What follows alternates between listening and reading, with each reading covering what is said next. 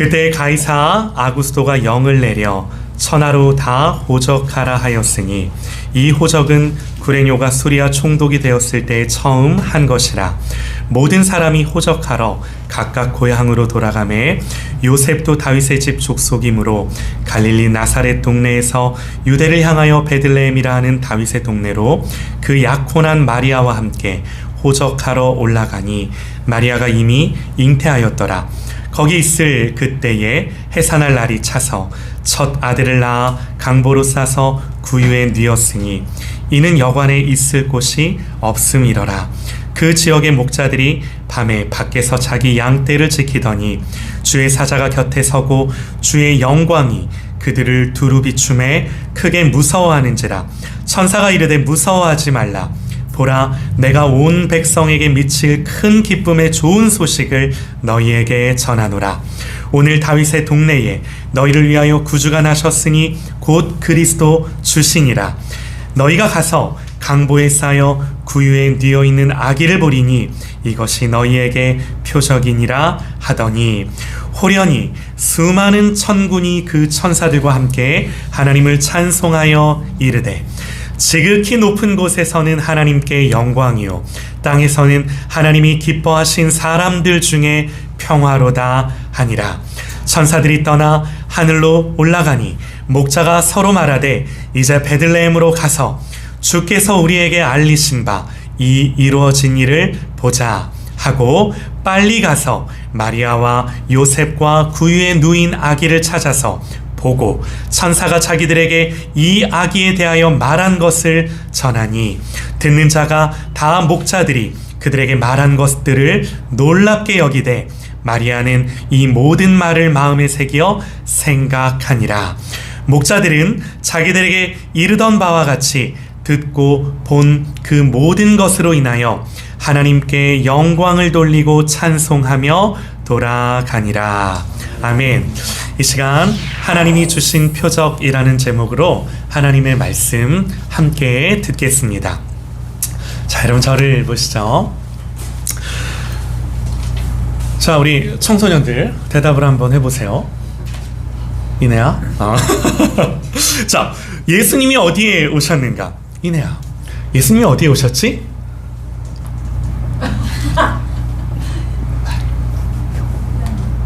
그렇지, 말구유라고 방금 그랬지.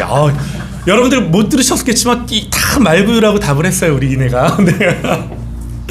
여러분, 예수님이 어디에 오셨는가? 뭐 여러 대답을 할 수 있었어요. 세상에 오셨다, 말구유에 오셨다, 네, 구유에 오셨죠. 특별히 우리가 오늘 읽은 이 성경의 본문을 보니까 예수님이 이 구유에 오신 것이 우리에 대한 하나님의 표적이래요. 표적. 여러분, 표적이 뭔가요? 하나님이 당신의 뜻을 나타내시거나 또 특별한 메시지를 전달하시기 위해 보여주시는 아주 상징적인 사건 내지는 징조죠. 이게 표적이에요. 자, 그런데 여러분들 한번 생각을 해보세요. 성경을 읽는데 궁금해요. 이 뭐가 궁금한가? 아이를 낳는 거잖아요. 도대체 어떤 상황이길래 해산하는 여인에게 방 하나 내어줄 수 없어서 아니 이 신생아를 말구유에 눕혀놓게 했을까 하는 거예요. 성경은 이제 예수님 당시 그 시대적인 상황을 좀 언급을 하는데요. 이 누가복음 3장을 보면 디베rio 황제가 통치할 때, 또 본디오 빌라도가 유대 총독으로 있을 때, 헤롯이 갈릴리의 분봉왕으로 있을 때, 안나스와 가야바가 대제사장으로 있을 때, 그리고 이때 어떤 일이 있었는가? 오늘 본문 1절을 보면 그때에 가이사 아구스토가 영을 내려 천하로 다 호적하라. 그러니까 정치적으로, 사회적으로, 종교적으로 혼란스러웠을 뿐만이 아니라 다 호적하라고. 여러분, 왜 호적을 하라고 하죠? 세금 때문이에요. 다시 말해 로마의 식민지 통치와 지배를 위해서예요. 여러분, 그래서 우리는 이제 이런 성경의 구절들을 통해 이 당시 사회적인 또 시대적인 이 분위기를 어렴풋이나마 좀 엿볼 수 있지 않나 하는데요. 우선 이 식민지의 피지배 민족으로 살았던 요셉은 황제의 명령으로 이 만삭인 아내를 데리고 고향까지 가는 거예요. 이것부터가 불편한 사실이죠. 이 마음에 내켜서 한 일이라기보다는 강제적인 면이 있는 거예요. 또 아시는 것처럼 여러분, 이 당시 한 지방에서 다른 지방의 여행은 결코 쉬운 일이 아니죠. 어쨌든 이렇게 힘들게 와서 해산할 날이 되어 아이를 낳는데 강보로 싸서 구유에 누였다 그러는 거예요. 왜요? 이는 여관에 있을 곳이 없음이러라. 여러분, 사실 잘 이해가 안 돼요. 정황상 많은 사람들이 호적을 하기 위해 몰렸으니 머물 곳이 없었을 수도 있었겠죠. 아니, 그래도 그렇지 아이를 낳는 여인에게 방 하나 내어주지 않는다? 이게요, 그냥 우리 상식으로, 그래 설령 방이 없어도 그냥 우리 상식으로, 아니 내 것을 내어줄만 하지 않나요? 그 만삭인 여인이 해산을 하는데. 그러니까 누구라도 나서서 자기 자리라도 내어줄 수 있는 거잖아요. 여러분, 요즘 버스를 타도 전철을 타도 임산부석이 따로 있죠. 또 설령 임산부석이 없다 하더라도, 아니 배부른 산모가 그 무거운 몸을 이끌고 서 있는다면 자리를 양보하지 않을까요? 네. 아무리 세상이 각박해져도, 그러니까 이런 일은 사실 상식적으로 잘 납득이 되지 않는 상황인 거예요. 그런데 어쨌든 이해는 안 되지만 이 당시 요셉과 마리아에게는 아무도 그렇게 하지 않은 거예요. 여러분, 이 당시는 어떤 시대죠? 소위 역사적으로 이 시대를 우리는 팍스 로마나다 그래요. 로마에 의한 평화. 그런데 성경을 보면 여러분, 정말 평화가 어디 있나요?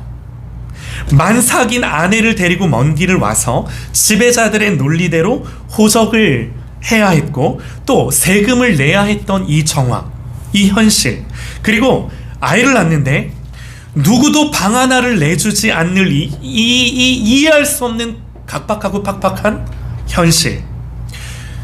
여러분, 다시 한번 여쭤볼게요. 예수님이 어디에 오셨나요? 말구유에 오셨어요. 여러분, 이 말구유에 주님이 오셨다라는 그 의미가 뭔가요? 아기가 구유에 누워있다라는 것은 그냥 문자적으로 그랬다라고 하는 것이 아니라 이제 막 태어난 아기를 구유 외에는 그 어느 곳에도 누일 곳이 없는 그런 세상. 여러분, 그런 세상에 예수님이 오셨다라는 거예요. 여러분, 이게 무슨 말인가요? 여러분, 이게 뭐에 대한 표적인가요? 여러분, 이 말인즉 이런 우리의 삶의 현실, 이런 우리의 세상살이의 현장, 이런 우리의 삶의 한복판 한 현장으로 우리 주님이 그 한복판으로 찾아오셨다라는 거예요. 너무나 어렵고 힘들고 각박하고 치열하고 이해는 되지 않지만 누구도 마음을 열지 않고 방 하나를 내어주지 않는, 그래서 이 아이를 말구유 외에는 그 어느 곳에도 누일 수 없는 이 현장으로 우리 예수님이 오셨음을 성경이 표적으로 보여주는 거예요. 여러분, 이런 세상에 오신 하나님, 그런데 성경은 선포합니다. 뭐라고 선포해요? 오늘 다윗의 동네에 너희를 위하여 구주가 나셨으니 곧 그리스도 주시니라. 너희가 가서 강보에 쌓여 구유에 뉘어있는 아기를 보리니 이것이 너희에게 표적이니라. 여러분, 이게요, 천사들이 전한 메시지예요. 우리를 죄에서 구원할 구주, 메시아, 왕이 오셨는데 그 왕이 왕궁에 있는 것이 아니라 말구유에 누워있다? 여러분, 이건 매우 이상한 거죠. 그런데 그래서 표적이에요. 하나님이 우리에게 가르쳐주고 싶은 메시지가 담겨있는 표적이에요.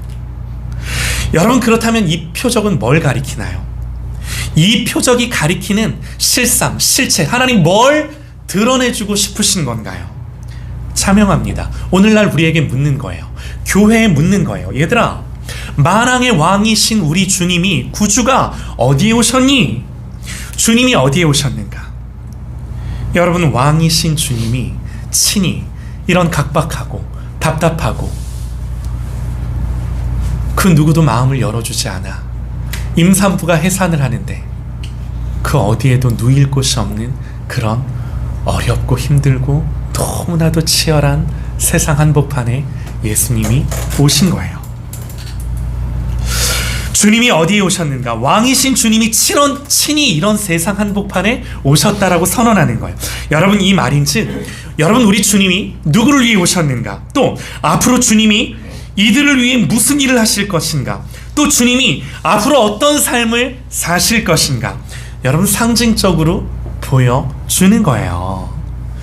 여러분, 그러므로 주님이 오신 곳은 다름 아닌 우리의 삶과 우리의 실존입니다.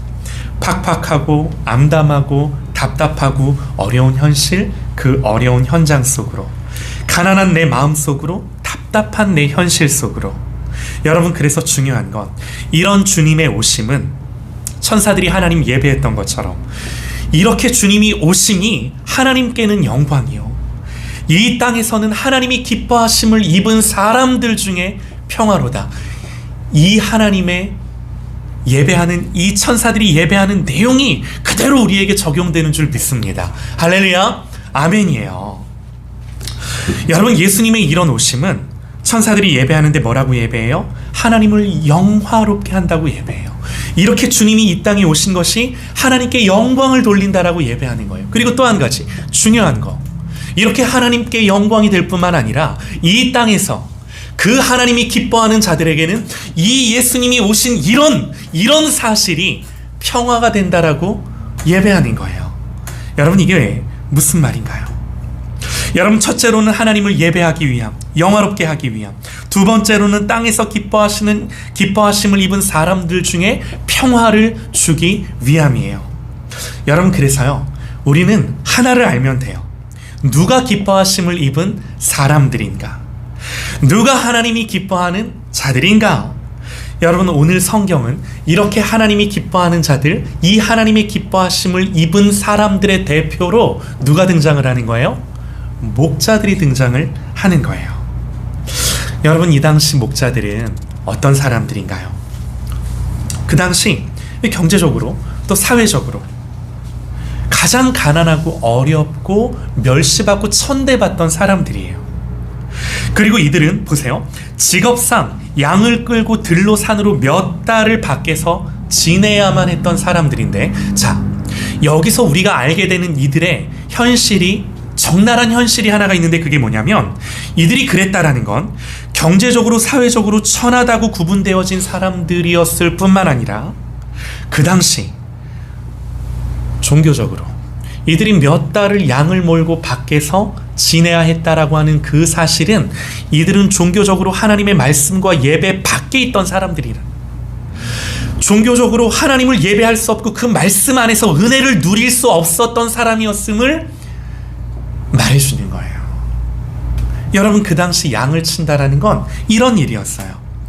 그런데 하나님은 바로 그들에게 천군과 천사들을 보내셔서 구주가 나셨음을 전하는데, 주목할 것은 하나님 목자들에게 이렇게 말씀하세요. 천사들이 이렇게 말을 해요. 오늘 다윗의 동네에 너희를 위하여 구주가 나셨으니, 너희를 위하여 구주가 나셨으니 곧 그리스도 주시니라.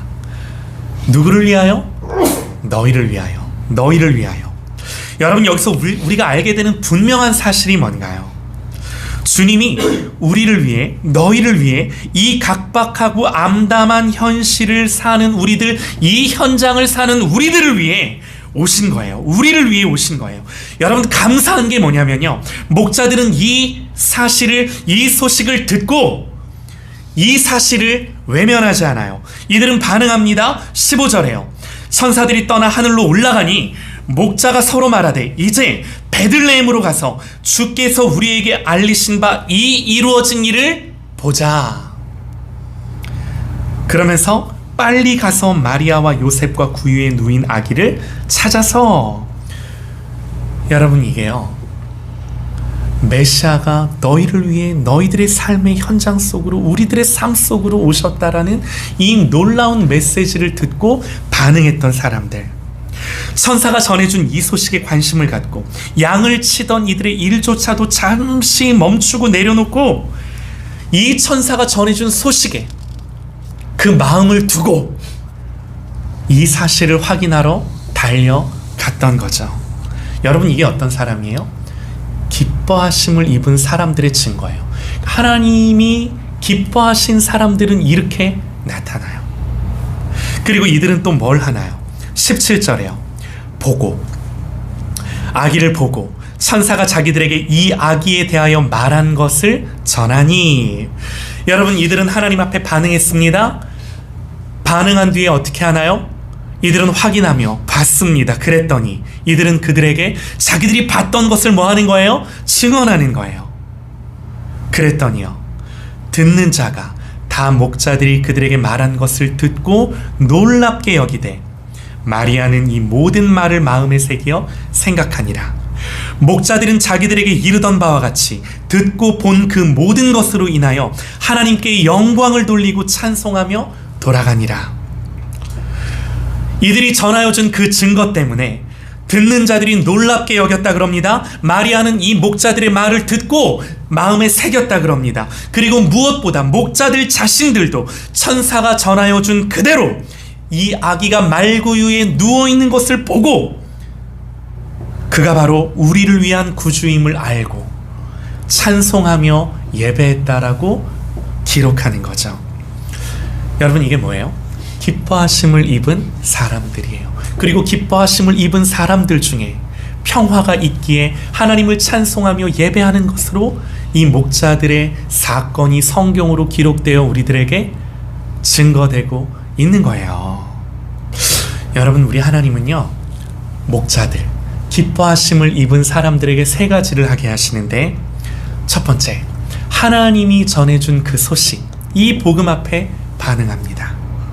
또 이 본 것을 자기들만 알고 있는 것이 아니라 증언하게 합니다. 그리고 이 증언한 사실들이 확증되고 확인되어짐으로 말미암아 하나님을 찬송하며 예배하며 기쁨과 평화로 마무리합니다. 여러분, 이것이 오늘 우리가 말씀 가운데 보는 이 표적 앞에서 기뻐하심을 입은 자들이 하나님 앞에 행했던 것들이에요. 여러분, 그렇다라는 건 오늘 이 시대, 이 팍팍하고 답답하고 암담한 현실을 살아가고 있는 이 우리의 삶의 현장일지라도 우리가 이 복음 앞에 해야 될 일이 뭐예요? 반응하는 것입니다. 증언하는 것입니다. 예배하는 것입니다. 여러분, 주님은요, 우리를 위해 우리의 삶과 문제와 아픔과 고통의 현장으로 현실 가운데로 오셨습니다. 여러분, 그래서 우리는 이 예수님 때문에 반응해야 되는 거예요. 우리의 마음을 열어야 되는 거예요. 마음으로 반응하며 이 기쁜 복음의 소식에 무감할 수 없는 거예요. 무관심할 수 없는 거예요. 이 사실 앞에 반응하고 한 걸음 더 나아가 이 사실을 증언하고 한 걸음 더 나아가 이 사실 때문에 우리 자신이 찬송하며 예배하며 기뻐하며 이 평화를 누리는 그런 저와 여러분 되시기를 간절히 소망합니다. 할렐루야, 아멘입니다.